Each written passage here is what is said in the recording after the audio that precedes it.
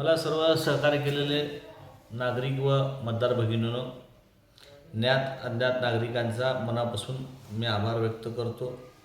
काँग्रेस, राष्ट्रवादी, शिवसेना, महाविकास आघाडीच्या सर्व पदाधिकाऱ्यांचं व मित्र पक्षाचं व प्रशासन, पोलीस बांधव, पत्रकार बंधूंनो, सर्वांनी मला मदत केल्याबद्दल त्यांचं जाहीर मी या ठिकाणी आभार व्यक्त करतो.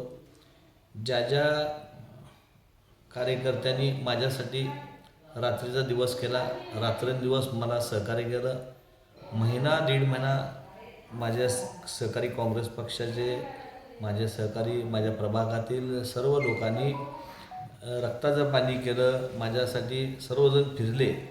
त्यांना मी आयुष्यभर कधी विसरणार नाही.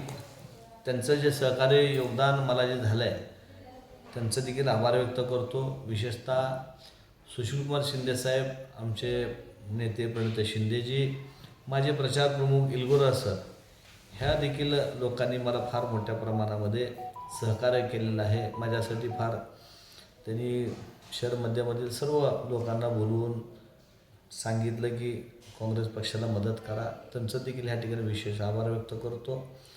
आपण महिना मला जे योगदान दिलात त्याबद्दल शहर मध्यामधील सर्व कार्यकर्त्यांचं मनापासून आभार व्यक्त करतो. ही एक सूचना आहे, कोणीही खचून जायचं नाही. आजपर्यंत 30 वर्ष आपण जनसेवा केलो होतो. उद्यापासून सर्वांनी कामाला लागा, जनसेवा, लोकांची सेवा करा. मला देखील त्यामध्ये सामील करून घ्या. आपण बघताय की महाराष्ट्रभर आज EVM मशीनबद्दल शंका व्यक्त करतात. आपले प्रदेशाचे नाना पटोले, रमेशजी चिन्नीताला हिच्या सखोल अशी चौकशी माहिती घेतात. अनेक लोकांनी EVM मशीनवर ह्या ठिकाणी संशय व्यक्त केलेला आहे.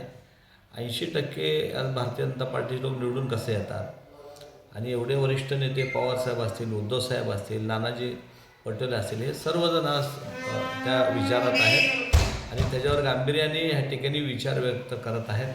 त्यामुळं आपण सगळे वाट बघूयात.